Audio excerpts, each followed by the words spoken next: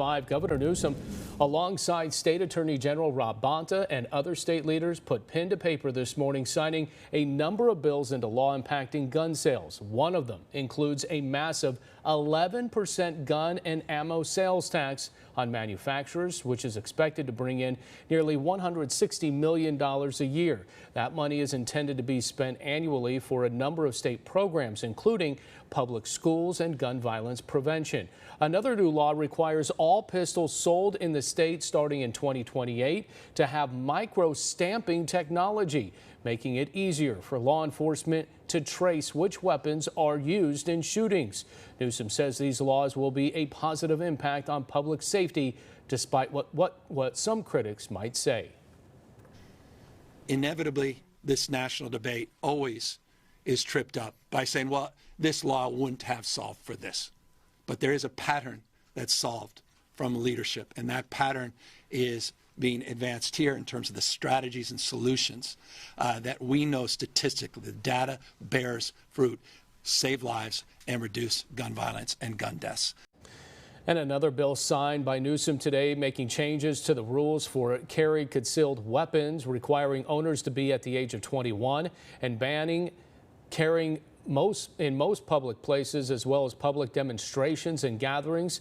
And as soon as Newsom signed it, a group of gun rights groups filed a lawsuit requesting an injunction to prevent the law from taking effect.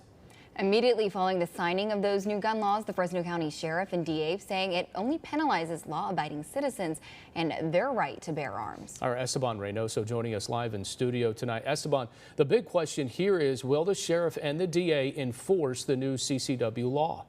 Well, Kat and Alex, on that's what they're saying, that they will enforce the law. The Fresno County Sheriff's Office says whatever the law is, they have to enforce it. And District Attorney Lisa Smith-Camp says she will enforce the law as well. But she believes this bill signing is mostly smoke and mirrors from the governor's office.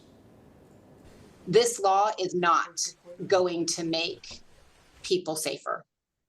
It just isn't. Fresno County District Attorney Lisa Smith-Camp says Senate Bill 2, signed into law by Governor Gavin Newsom Tuesday morning, won't have any real impact on lawbreakers. Less than 2% of the crimes that are committed with guns in the United States of America are committed by lawful gun owners.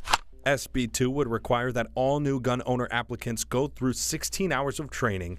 That'd be double what it is currently, and have at least 2 references of people to be interviewed in order to grant a CCW permit. An already lengthy process, the Fresno County Sheriff's Office says, will now become tougher. First of all, it is going to take a little bit longer because we're going to have to get these resources. We're going to have to do a little bit more of an in-depth investigation. Sheriff Zanoni agrees with DA Smith-Camp that further restricting legal gun owners is not a need.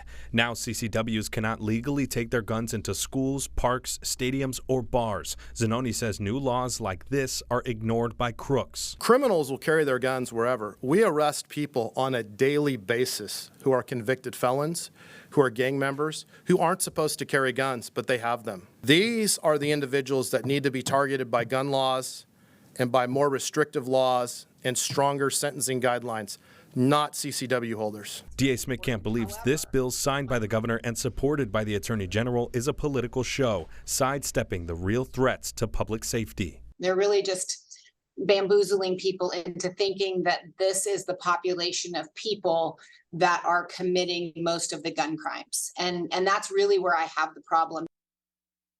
Now, the Fresno County Sheriff's Office officials, they told us they cannot recall the last time a CCW holder used a gun to commit a crime within the county.